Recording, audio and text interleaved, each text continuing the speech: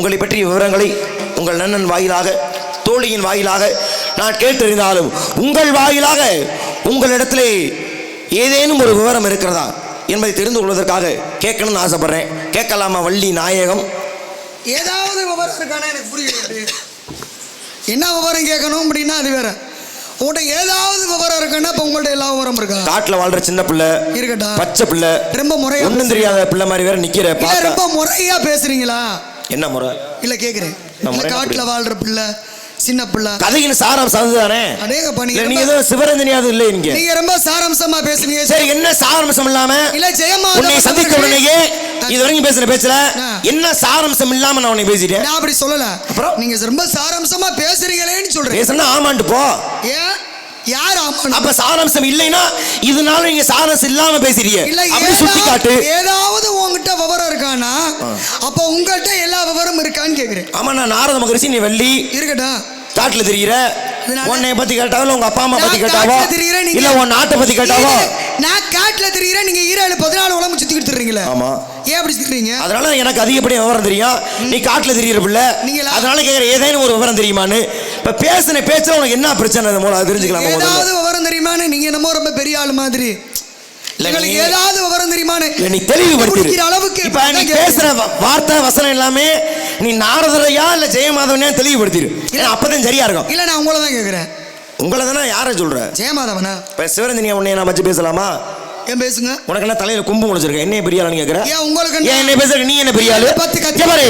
உனக்கு நீ பெரிய ஆளா இருக்கலாம். உனக்கு நீ பெரிய ஆளுனா உன்னை விட எனக்கு நான் பெரிய ஆளு. அப்படியே பாவம் பயப்பட போறான். நீ யாரும் பயப்பட சொல்லவே இல்லையா?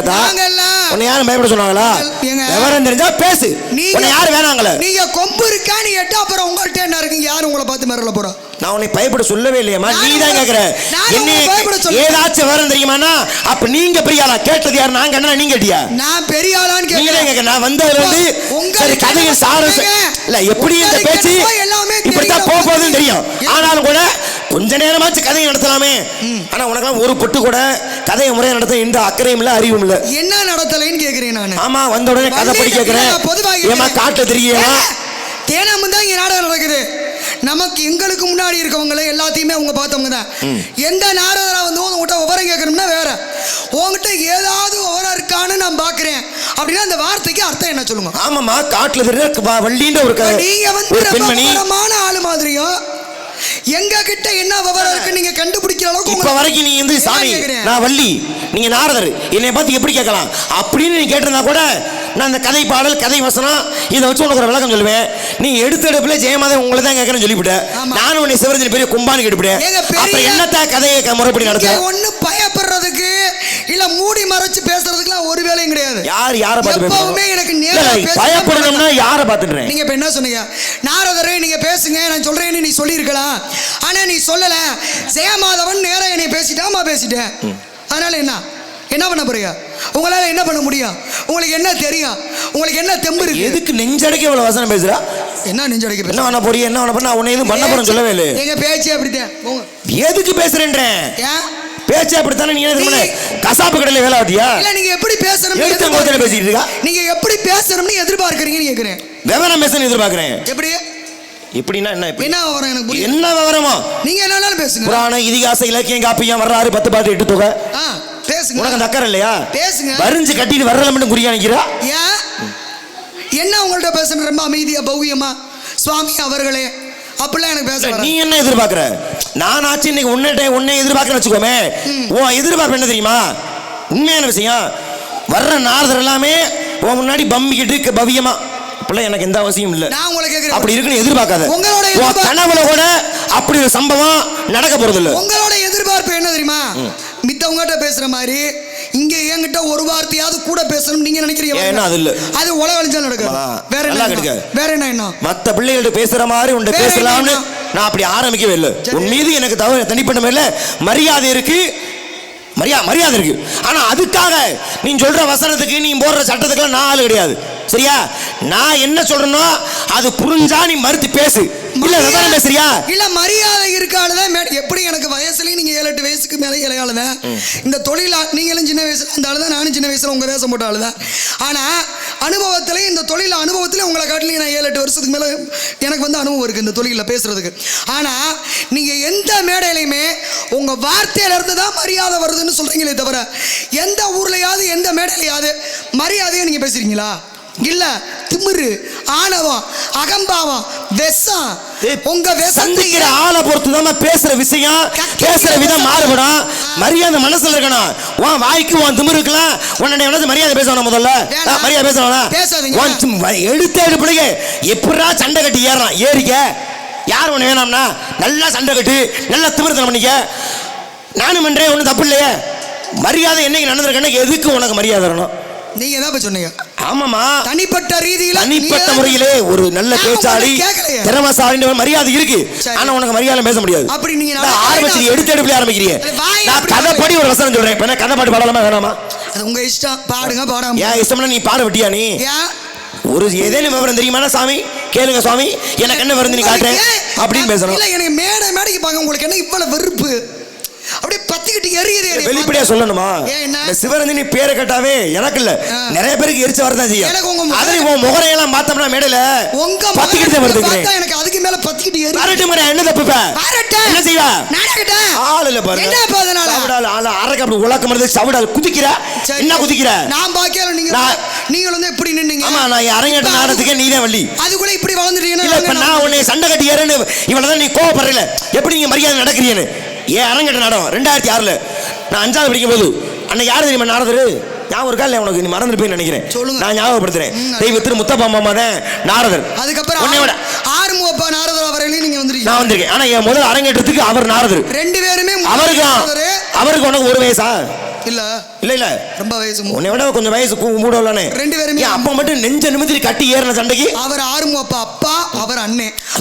ஆனா மேடையில பார்த்தா அப்படி எல்லாம் அப்போ என்ன உன்னையோட பெரிய ஆள வயது மூத்தல சந்திக்கும் பொழுது நீ எதிர்த்து பேசிக்கிறவ. ஆனா உன்னையோட சின்ன ஆள் உன்னை எதிர்த்து பேசினா உனக்கு பட்டுக்கிட்டு போயிடும். எப்படி? அதாவது உனக்கு வந்த ரத்தம் எங்களுக்கு தக்காளி சட்னி. எப்படி எல்லாம் சிந்திக்கிறாரு பாருங்க. அப்ப இவங்க எல்லாம் பேசலையா? அப்ப நம்ம பேசுனா பேசுன்றேன். பேசுங்க. நீ எனக்கு ஒன்னும் மரியாதை நானும் விரும்பல. நான் மரியாதை நீ விரும்பல. உங்களுக்கு என்ன விவரம்? உங்களுக்கு என்ன நான் மரியாதை கொடுக்கணும்? கொடுக்காதே உண்டா? நான் மரியாதை எதிர்பார்க்கலேன்ட்டேன். ஏங்க உங்களை பார்த்தாலே எனக்கு சுத்தரா பிடிக்கல. உங்க பேரை கேட்டாலே எனக்கு பச்சனாவியா வருது. இதுல என்னத்துக்கு உங்களுக்கு மரியாதை கொடுத்து? இதே தான் நானும் சொன்னேன். உன் பேரை கேட்டா முடியல, உன் முகரை கண்டாலும் ஆகாது. ஆனா விவரம் பேசுற எனக்கு அதுல மாற்றம் வருது இல்ல. ஆனா இங்க என்ன விவரம் பேசணும்னு கணக்கு இருக்குல்ல. இருக்கட்டும், ஒரு கதை பாட்டு எல்லா கதை பாட்டு பாட வேணாம். இதை ஒரு கதை பாட்டு பாடி ஆரம்பிப்போம் அப்படின்னு பார்த்தா அதுக்குள்ள என்ன வார்த்தை சொல்லணும், ஏதாச்சும் வம்பெடுக்கிறதுக்கு ஒரு வார்த்தையை தேடி பிடிச்சிருக்கு. நான் சுருக்கமா கேட்கிறேன், உங்களால என்ன பண்ண முடியும்? அதே நான் பேசி நீங்க என்ன இந்த இடத்துல மிச்சம் கொண்டு போவியா, இல்ல ஜெயிச்சு விடுவியா, இல்ல என்ன காட்டிலும் பெரிய ஆள் உங்களால நிரூபிக்க முடியும்? இந்த வசனத்தை உன்னை விட அனுபவத்திலேயோ வயதுல பெரிய ஆள் நீ கேட்கலாம். உங்க என்னை விட அனுபவத்துல வேற பெரிய ஆள் நீ தான். இருக்கட்டும், நான் கேட்கிறேன் உன்னையால என்ன ஏதாச்சும் ஒன்று செஞ்சிட முடியுமா? சரிங்க, முயற்சி பண்ணு. உலகம் இன்னைக்கு உங்களை ஒத்துக்கிறது, ஊரை ஒத்துக்கிறது, உலகம் ஒத்துக்கிறது, பெரிய ஆளுன்னு யாரு பேசுறீங்கன்னு ஒத்துக்கிறது. வேற ஏமா என்னெல்லாம் இந்த இணையத்துல யூடியூப் எடுத்து பாரு, கழிவுகளையும் நம்மள ஊத்தாதாலே கிடையாது. நீங்க எல்லாம் இதை சொல்றீங்க, 2 பேர் தான் நம்மள பாரு. நான் பேசல. இதே பக்கத்துல எத்தனை ஊர்ல எத்தனை இடத்துல ஒரு பொம்பளை திமிரா பேசுறதா கொட்டகாட வச்சு எரிச்சு போடுவோம்னு சொன்னவங்க எத்தனை பேர் இருப்பாங்க. அதனால எல்லாத்துக்கும் எல்லா இடத்துலயும் எதிர்ப்பு. வாழ்த்துக்களை ஏத்துக்கிற நம்ம விமர்சனங்களை ஏத்துக்க தயாரா தான் இருக்கணும். சரி, அதனால விமர்சனம் செய்வதற்கான நான் கேட்கிறேன், உங்களை காணொளியில முகநூல்ல உங்களை திட்டுறது தப்புன்னு நீங்க சொல்றீங்களா? உங்க பேசத்துக்கு ஏத்துக்கிறேன். உங்க வாய்க்கு ஆம்பளை இப்படி பேச்சு பேசக்கூடாது, அட்டை தருத்துறான். பொம்பளை தான் பேசணும், ஆம்பளைக்கு இம்பிட்டு வாயி. அப்புறம் உங்களை கழுவி ஊத்தாம உங்களுக்கு என்ன பூ போட்டு கும்பிடுவாங்களா? நான் அதை மறுக்கவே இல்லையம்மா. திமிரு அவங்க திட்டு 1000 திட்டல நான் ஏத்துக்குவேன். நீ எல்லாம் ஒரு வார்த்தை பேசுன வாயை பிடிச்சிட்டு அவருன்னு கிழிச்சே விடு. உன்னைய நீங்க வாயை சாப்பிடாத பாரு. நான் திட்டம்னா அது அவங்களுக்கு எனக்கு மேல பேசு, உனக்கு தேவையில்லாத வேலை இது. நான் வரட்டும், அதை அப்படி பண்ணி போறேன், வரட்டு இப்படி பண்ணி போறேன். என்ன செய்வேன் நீங்க? நான் வீரமானாலா உங்களுக்கு சத்து பத்துமா தெம்பு பத்துமா? என்ன பார்த்தா எல்லாம் என்ன இருக்கு. சரி வாங்க, என்ன இருக்கு? நீங்க சரியான சோதிச்சு பாரு. தொட்டு பிடிவீங்களா? உங்களால முடியுமா? அப்புறம் வெட்டி பேச்சு பேசுறீங்க, வீணா அடி வாங்கி சத்து போவீங்க. உங்க திமிரு உங்க மண்ட கனவுல என்கிட்ட காமிக்காதீங்க. இந்த வசனத்தெல்லாம் நான் 5வது வரைக்கும் 10 வயசுல கட்டிட்டேன். இருக்கடுங்க. நீ எல்லாம் இப்ப ஒரு ஆளே கிடையாது சரியா? கேளுங்க. விவரம் மட்டும் பேசுறேன். நீ ஆரம்பிச்ச மரியாதை அவசியம் புடிச்சு அறுத்து புடிவேன் நானு. தேவலாம் நீல பேசிட்டு இருக்க சரியா? விவரம் பேச தெரிஞ்சா பேசு. விவரமா பேசு. இல்லையா? உள்ள ஒரு பேரு. இல்ல உங்களுக்கு நினைப்பா? வந்த உடனே கதைய ஆரம்பிக்கலாம் பேசினா சபடால பேசிட்டு இருக்கா? இல்ல நீங்க இப்ப 2-3 வார்த்தை பேசுறீங்க. நான் வாயை புடிச்சு கிழிச்சு புடுவேனா? இது என்ன? அப்புறம் உங்களை சொல்றது தப்பே இல்ல. உங்களை பேச தப்பு இல்ல. நான் அங்க பேசிட்டு ஒன்றரை பேசணும்னா நான் அங்க தான் சொன்னேன். உங்களை சொல்லலையே. என்ன சொல்ல அவசியம் உனக்கு என்ன இருக்கு? நீங்க சொன்னதனால உங்களை இவா சொல்றது நீ. உன் வேலை என்னமோ அத மட்டும் பாத்து போ. வேறலாம் சொல்ற அளவுக்கு ஏன் நீ சொன்னீங்க? சரி அது தகுதி. நான் கேட்டேன் நாரதர் சொல்றியா ஜெயமா? சிவராஜனி அது இது நீங்க வெச்சுங்க. பேச குறை. உன்னை பேசுறதுக்கு எனக்கு புடிங்க புடிவேன். சும்மா ஏமா கத்தி கிடக்குற? எனக்கு எல்லா தெரியும் எனக்கு இருக்கு. உன்னால என்ன செய்ய முடியும்? சரி என்ன செய்வே நீ சொல்லு. என்ன செய்வ? வேற மாதிரி ஆயி போயிடும். கேக்குறேன் நாரதர் சொல்றியா ஜெயமா சொல்றியான்னு? நான் ஜெயமாதன் சொல்றேன். ஏன் பேர் சொல்ற நீ ஆளா? சரி கொன்னுடைய கொன்னு. ஜெயமாதன் பேர் நீ சொல்ற? நீங்க எதுக்கு நீ சொல்ற? பாவம் சரியா? அவையார் பேரு எந்த காலத்தாலு இவர் உங்க பேரை வேற கருமா சொன்னது ரெட்டதா போட்டு வந்து நிக்கிறாரு. பல்லு போன கிளவி வந்தாலே நான் மதிக்க மாட்டேன். என்னை விட நான் 5-6 வயசு ஊத்து உன்னையெல்லாம் மதிச்சு கிழிச்சிருவா. வேலையை பாருமா முடிஞ்சா விவரம் பேசுட்டேன். நீ பேசுற விவரத்துக்கு என்னால ஈடு கொடுத்து பேச முடியலையா? கேக்குறேன். மரியாதை யார்கிட்ட இருந்து எதிர்பார்ப்பாங்க? மரியாதையான ஆள்கிட்ட நல்லவகிட்ட. உங்களை எல்லாம் அந்த கணக்கிலேயே நான் வைக்கல. புரியுதா? நீங்க எல்லாம் ஒரு ஆளு. நீங்க எல்லாம் மரியாதை கொடுத்து சிவரஞ்சனிட்ட பேசணும். நான் மரியாதை வாங்கணும்னு எனக்கு எந்த அவசியம் கிடையாது. நீ வந்து ஒரு கற்பனை உலகத்துல இருக்க. நம்ம வந்து ரொம்ப மரியாதையான ஆளு. நம்மள யாரும் எதிர்த்து பேச கூடாது. அப்ப அவனுக்கு இங்க ஒண்ணும் கிடையாது. சரியா? ஒரு லட்சம் என்ன எனக்கு தெரியும். சரியா? நீ ஒன்னும் அவ்வளவு சவடாலா நாங்களும் உங்களை எதிர்பார்க்காத. உன்னிட்ட யார் எதிர்பார்த்தா? உன்னிட்ட யார் எதிர்பார்த்தா? பேச்ச விடுங்க அதோட. நான் வந்தோடனே விவரம் பேசுற இடத்துக்கு தலைக்கு நான் வந்தேன். சரி இருங்க. நீ என்ன பேச நிப்பாட்டி 108 வைணவத்தலம் இப்படியே பேசினா இது இப்படியே தான் போகும். பேசுறேன் விவரம் பேசுன ஆரம்பத்தை சொல்லிட்டேன். நீ என்ன தேவையில்லாம வார்த்தை விட்ட. இந்த முடிக்கிறதெல்லாம் நான் தான் முடிப்பேன். என்கிட்ட ஒருத்தர் கடைசியா முடிக்கிறதெல்லாம் என்கிட்ட முடிக்க கூடாது. உங்க இதெல்லாம் இங்க என்கிட்ட வைக்காதீங்க. ஏன் என்னைக்கு அப்படிதான் நடக்கணுமா? அப்படிலாம் நடக்கல. நான் இருக்க என்னைக்கு வேணா வரலாறு எப்படி வேணா மாறலாம். சரியா? நான் அது வரலாறு மாற்ற விடாம நம்ம சரி ஏதோ திவ்ய ஸ்தலம்னு ஆரம்பிச்சு அது அவங்க திறமா சரி ஏதோ விவரம் பேசணும் ஆரம்பிச்ச. பேசு 108 திவ்ய தேசங்கள். இந்த 108 திவ்ய தேசங்கள்ல இன்னைக்கு மலை கோவில் அப்படின்னு சொல்றான். பெருமாள் அப்படின்னு அதுல ஒவ்வொரு ஆலயத்துக்கு பெருமாள் அப்படின்னா திருமலை திருப்பதி. கோவில் அப்படின்னா திருவரங்கம் என்ற ஸ்ரீரங்கம். இப்ப திருமலை முந்துனதா இல்ல நம்ம தமிழ்நாட்டில் இருக்கக்கூடிய திருவரங்கம் முந்துனதா அப்படின்னா திருப்பதிக்கு முந்துனது நம்ம ஸ்ரீரங்கம். ஏன் அப்படின்னா ராமருடைய முன்னோர்களால் வழிபடப்பட்ட அரங்கநாதருடைய விமானம். அந்த விமானத்தை அதாவது ராமருடைய பட்டாபிஷேகம் முடிந்த பிறகு எல்லாருக்கும் ஒன்று ராமர் பரிசா கொடுத்தாரு. எங்கே விபீஷணன் வந்தார். ராவணனுடைய சகோதரன், ராமனுக்கு துணையா இருந்தவன். தனக்கு ஏதாவது வேணும் அப்படின்னும் போது தனக்காக உதவி செய்த விபீஷணனுக்கு தன்னுடைய முன்னோர்களால் வணங்கப்பட்ட அந்த அரங்கநாதருடைய விமானத்தை யார் கொடுத்தா? ராமரே கொடுத்தார். ராமர்கிட்ட இருந்து வாங்கிட்டு வந்து விபீஷணன் வர்றாரு. காலையில் ஸ்நானம் பண்ணக்கூடிய ஒரு நேரம் வந்தது. இதை வேற மாதிரியும் சொல்லுவாங்க. சிறுநீர் கழிக்க போனாரு. ஒரு விஷயத்தை அநாகரிகமாக பேசுறது அப்படின்றது வேணாம். இதுதான் சரியா இருக்கும்னு நான் நினைக்கிறேன். அப்போ ஸ்நானம் பண்ண போறாரு. அப்படி ஸ்நானம் பண்ண போகும்போது அந்த விமானத்தை அந்த விக்கிரகத்தை வந்து கீழே வைக்க முடியாது. கீழே வச்சா திருப்பி எடுக்க முடியாது பூமியிலிருந்து. அப்போ வரும்போது என்ன ஆகுது? அங்கே விநாயக பெருமான் வர்றாரு. ஒரு சிறுவனை வந்த சிறுவன்ட்ட இதை வச்சுக்கப்பா நான் போய் ஸ்நானம் பண்ணிட்டு வர்றேன் அப்படின்னு கொடுக்கும்போது சீக்கிரம் வரலைன்னா 1 2 3 நீ கீழே வச்சிருவேன் அப்படின்னு சிறுவனாக இருந்த விநாயகர் சொன்னாரு. ஒத்துக்கிட்டாரு விபீஷ்ணு. அதே மாதிரி இவர் ஸ்நானம் பண்ண போனாரு. 1 2 3 நீ கீழே வச்சு விட்டாரு. வச்சதை எடுக்க முடியல. அப்படி எடுக்க முடியாம போன இடத்தை தான் இன்றைக்கு ஸ்ரீரங்கம் என்ற திருவரங்கம் அரங்கநாதருடைய ஆலயம்னு சொல்றாப்ப. அதுக்கப்புறம் வந்தவர் தான் ஸ்ரீனிவாச பெருமான். அப்புறம் கிருஷ்ணவதாரம், அடுத்து ஸ்ரீனிவாசன்.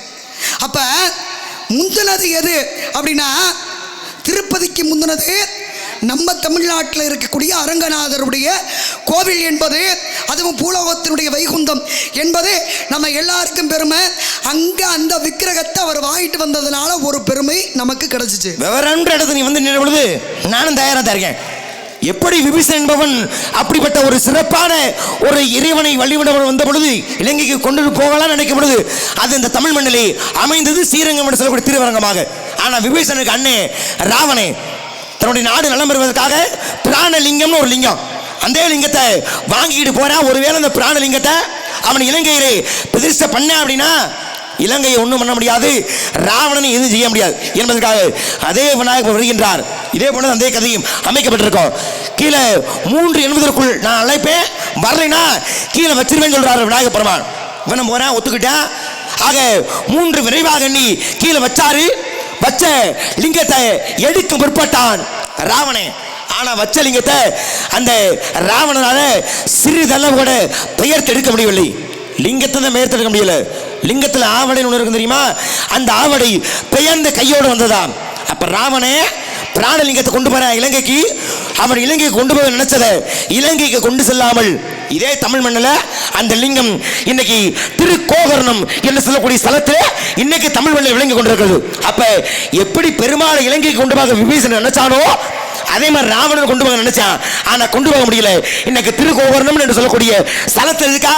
இப்படி பார்க்க போனோமா அதிசயமான சிலைகள் நிறைய உருவாயிருக்கு. ஒன்றுக்கு ஒரு கதைகள் உண்டு. அதே மாதிரி பார்க்க போனீங்கன்னா நம்முடைய மதுரையிலே பாண்டிய நாட்டிலே இன்னைக்கு திருப்புவனம் அப்படின்னு ஒரு ஊர் இருக்கு இல்லையா, இந்த திருப்புவனத்திலே ஆடல் மங்கி பொன்னனையாள் அப்படின்னு சொல்லி அந்த அம்மாவுக்கு பேர். இந்த பொன்னனையாள் பெரிய சிவனடியார். கோவிலில் வந்து சிவனை பற்றி பாடல்கள் பாடி ஆடுறது அந்த அம்மாவினுடைய வேலை.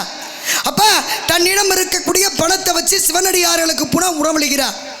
அப்படி உணவளிக்கும் போது இந்த அம்மாவுக்கு என்ன ஆசை, ஒரு சிவனுடைய விக்கிரகத்தை பண்ணணும் அப்படின்னு ரொம்ப நாள் ஆசை. இவருடைய ஆசையை புரிந்து கொண்டார் சோமசுந்தர கடவுள். அப்படி புரிஞ்சுக்கிட்ட மதுரை சொக்கநாதர் என்ன பண்ணாரு, சோமசுந்தரரு ஒரு சித்தராக அந்த பெண்ணை போய் பார்த்தார். பார்த்தவரை உனக்கு என்னம்மா ஆசை அப்படின்னு கேட்டார். கேட்ட உடனே இந்த அம்மா சொல்லிச்சு, இந்த மாதிரி எனக்கு ஒரு விக்கிரகம் சிவனுடைய விக்கிரகத்தை செய்யணும் அப்படின்னு சொல்லி எனக்கு ஒரு ஆசை, என்னுடைய பிறவி பயன் தீரும் அந்த ஒரு சிலையை விக்கிரகத்தை பண்ணிட்டா அப்படின்னு போது உங்கள்கிட்ட என்னம்மா இருக்கு அப்படின்னு கேட்டார். விலை உயர்ந்த என்ன லோகம் இருக்கு அப்படின்னும் போது எந்த தங்கமோ வெள்ளியோ எதுவுமே இல்லை அப்படின்னா வேற என்ன இருக்கு, என் வீட்டில் பித்தளை பாத்திரம் இருக்குன்னா அந்த பித்தளை பாத்திரத்தை எடுத்துட்டு வான்னு சொல்லி அதில் திருநீரை போட்டு அதை ஒரு சிலையாக லோகமாக மாற்றி அதெல்லாம் செய்தப்பட்டதுதான் இன்றைக்கு திருப்புவனத்தில் இருக்கக்கூடிய உற்சவமூர்த்தியினுடைய விக்கிரகம். அந்த சிலையை பார்த்த உடனே அந்த அம்மா என்ன பண்ணாங்க, கட்டி அப்படி முத்தம் கொடுத்தாங்களாம் தொட்டு. அந்த தழும்பு கூட இன்னைக்கு திருப்புவனத்தில் இருக்கக்கூடிய அந்த சிவனுடைய உற்சவமூர்த்தியில மேலே இருக்கு அப்படின்றது சிறப்பு. மொத்தத்தில் அங்கே திருவிளையாடல் புராணத்தில் ரசவாதம் செய்த படலம் அப்படின்னு இதுக்குன்னு ஒரு சிறப்பே உண்டு. அப்ப இது சிவபெருமானே வந்து பித்தளை பாத்திரத்தை சிலையாக்குனாரு அப்படின்னு கதை உண்டு. இப்படி சில செஞ்ச அதே திருவிளையாடல் புராணத்தில் ஒரு ஆலயத்தில் இருந்த இறைவன் மற்றொரு ஆலயத்துக்கு சென்றதால் கிடைத்தது மிகப்பெரிய சிறப்பு. அரதன குப்தன் ஒருத்தன் காவிரி பூம்பட்டினத்தை பிறந்தவன். அவன் மதுரையிலே வணிகம் செய்ய வந்தால் இங்கே ஒரு பெண்ணை திருமணம் பண்ணி வாழ்க்கை நடத்திட்டு இருக்கான். ஆனா காவிரி பூம்பட்டினத்திலே தன்னுடைய தங்கையும் தன்னுடைய தங்கை கணவன் இறந்து விட்டான் செய்தி கேட்டு போற நிற்கதியா என்ற தன்னுடைய தங்கையின் மகளாக விளங்கக்கூடிய ரத்னாவளி அழைச்சிக்கிட்டு வர்றான் மதுரை மதிக்கு. வரும்படியிலே ஒரு இடத்துல தங்குறாங்க. அங்கே உறங்கும் பொழுது ஒரு பாம்பு கடித்து ஆராதனை செத்துட்டேன். இறந்த பிறகு ஞான சம்பந்தபுரம் வருகின்றார். இறந்த உயிர் பிச்சு கொடுக்கிறார். திருமணம் செஞ்சாத்த உயிர் பித்து தருவேன்னு சொன்னதுனால உயிர் பித்து கொடுத்தார்கள். உயிர் பெற்ற உடனே மதுரைக்கு அழைச்சு வர்ற திருமணம் செய்த கையோடு முதல் மனைவி கேட்கிறா, அப்ப இவளை திருமணம் செய்யறதுக்காகத்தான் நீங்க போனியான்னு. இல்ல, நான் இறந்து விட்டு எனக்கு உயிர் கிடைத்தது இவளாலதான் சொன்ன. யாரு நம்பல. அப்ப யார் சாட்சி சொல்லும் பொழுது அந்த ஆலயத்தில் இருந்த சிவலிங்கம், வன்னி மரம், கிணறு, இந்த 3 தான் சாட்சின்னு சொல்லியாச்சு. அப்ப அந்த 3 இங்கே சாட்சி சொல்ல வருமா என்று எள்ளி நகையாடி போடுது. அந்த 3 சாட்சி சொல்ல இதே மதுரை மதிக்கு வந்தது. திருப்புறம் பயம் என்று சொல்லக்கூடிய அந்த லிங்கம் சாட்சி சொல்ல இங்கே மதுரைக்கு வந்ததுனாலதான் இன்னைக்கு மதுரை மதியிலே மீனாட்சி ஆலயத்திலே சாட்சிநாதர் சுவாமின்னு ஒரு பேர் உண்டு. ஆமா, சொக்கநாதருடைய அந்த கருவறையிலே அந்த சன்னிதானத்தில் பார்த்தோம் அப்படின்னா சுற்றி வரக்கூடிய இடத்துல இன்னைக்கு கிணறு, நீங்க சொன்ன மாதிரி வன்னி மரம் எல்லாமே இருக்கக்கூடிய ஒரு காட்சி. இன்றைக்கு அதே சுற்றுப்புறத்துல விநாயகர் ஒருத்தர் இருப்பாரு. பேர் தெரியுமா? எப்படி? அதே சுற்று பிரகாரத்துலமா சொக்கநாதருடைய சுற்றுப்புறமா முக்குரணி பிள்ளையாரு, முக்குரணி விநாயகர். இப்ப விநாயகர் வந்து அந்த ஆலயத்துக்குள்ள இருக்காரு. ஆனா பொதுவா விநாயகர் எங்க இருப்பாரு? விநாயகர் முன்னாடி வர்ற வழியில இருப்பாரு. அதை நான் கேட்கலாமா? கேள்வியை புரிஞ்சுக்க. நல்லா சொல்லு. பொதுவா விநாயகர் எங்க இருப்பாருன்னு கேட்டேன். ஆலயத்துல இல்ல, ஒரு விநாயகரை வழிபடுறதுக்கு பொதுவா எங்க இருப்பாரு? ஒரு கிராமங்கள்ல. விநாயகர் கிராமப்புறங்கள்ல ஆத்துல குளத்துல அரச மரத்துக்கு கீழே, அரச மரத்தடியில. ஏன் அங்கதானே இருக்காரு? இது என்ன அது கேள்வி? அது ஏதாச்சும் ஒரு விஷயம் இல்ல, நான் கேக்குறேன். ஏதாச்சும் ஒரு விஷயம் கொஞ்சம் கொஞ்சம் அமைதியா இருக்கு. சொல்லுங்க. விஷயம் தொட்டு பேச. இப்ப நான் ஒரு கதை, நீ ஒரு கதை சொன்னேன். விபீஷன் கொண்டு வந்தார், நான் விம்பிக்கு நான் ராமன் கொண்டு வந்தேன் கதை சொன்னேன். நீ இன்னொரு திருவிளையார் படத்துல ஒரு கதை சொன்னேன், நான் அதுக்கு பதிலுக்கு அப்ப தொட்டு தொட்டு பேசினா மட்டும்தான் நீ பேசுவேன். கேள்வியோட பதில் சொல்ல மாட்டியா? தொட்டு தொட்டு பேசுனா நான் பேசுவேன், பதில் சொல்ல மாட்டேமா? ஏன்னு திருப்பி என்னையே கேட்டா? இல்ல நல்லா இருக்கு நீங்க பேசுறது. சரி வாங்க. உன் குணம் என்ன? உன்னை ஒருத்தரோட எதிர்த்து பேசிடக்கூடாது. மூஞ்சி சுருச்சுருது, கண்ணு செவந்துருது. உன் சத்தம்லாம் இங்க நடக்காதுமா. கோபம் வரும்னு என்ன சொல்ல? ஒருத்தர் தன்னை அப்படியே பல வருஷமா காப்பாத்திக்கிறதுன்றது சாதாரண விஷயம் கிடையாது. அதை நீங்க திமிரு, அது ஆணவம் அப்படி நீங்க நினைச்சுக்கிட்டீங்கன்னா அது நான் பொறுப்பு கிடையாது. உனக்கு திமிரு நிறைய இருக்கு, அது என்னோட ஆணவம் நிறையவே இருக்கு. என்னோட வெளியில பாக்குற மக்களுக்கு வேணா, வெளியில பாக்குற மக்களுக்கு நீ பேசுறது விவரம் மட்டும் தெரியும்.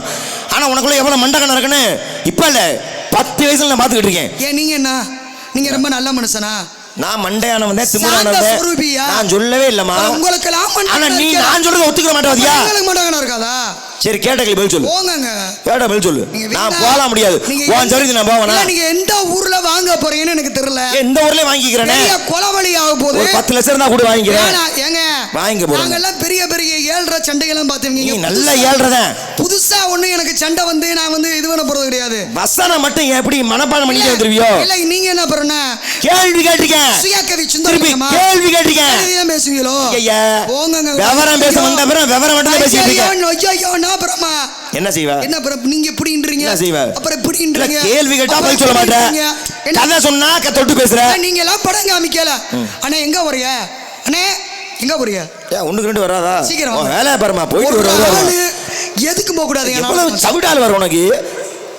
போயிட்டு வந்துடுற ஒரு வேலையை பாரு. ஏன்னா இப்ப நீங்க ஒரு வேலை ஏமா மீனாட்சி அம்மன் கோவிலுக்குள்ள இருக்கக்கூடிய முக்கரணி பிள்ளையார் அதை நான் கேட்கல. அப்படி கேட்டா உங்களுக்கு ரொம்ப ரொம்ப சுலபமா பாலப்படத்தை ஊச்சு கொடுக்குற மாதிரி மதுரக்கார பிள்ளைக்கு முக்கூர்ணி விநாயகரியா கேட்பாங்களோ? கேட்க முடியாது. நான் இதைத்தான் கேட்கணும். எனக்கு சட்டம் போடாது. இல்லங்க ஒரு குருணினா 6 படி. ஐயை சொல்லாதேங்கற. 3 குருணியில சொல்றதுனால முக்குருணி பிள்ளையாரு. திருமலை நாயக்க மன்னர் தன்னுடைய அரண்மனை கட்டுறதுக்காக மண்ணு தோண்டும் போது உள்ள இருந்து கைப்பட்டாரு. நேத்து அரங்கேற்றம் பண்ணி இன்னைக்கு வர்ற வள்ளி கூட இந்த கதை சொல்லும். அது முதல்ல நாங்க தான் சொன்னோம். சொல்லுங்க அதையே. இது இல்ல அதாவது இன்னைக்கு அந்த வண்டி இப்படி கேட்டீங்கன்னா மதுரையில இருக்கிற நீ மதுரை மீனாட்சி கோயில் உள்ள முக்கூர்ணி விநாயகரோட தெரியாம நீ வருவாங்கன்னு எனக்கு தெரியுமா? உனக்கு தெரியும்னு எனக்கும் தெரியும். என் கேள்வி அதுவே அல்ல. கேள்வி காதுல விழுந்துச்சா உனக்கு? புரிஞ்சிருச்சு.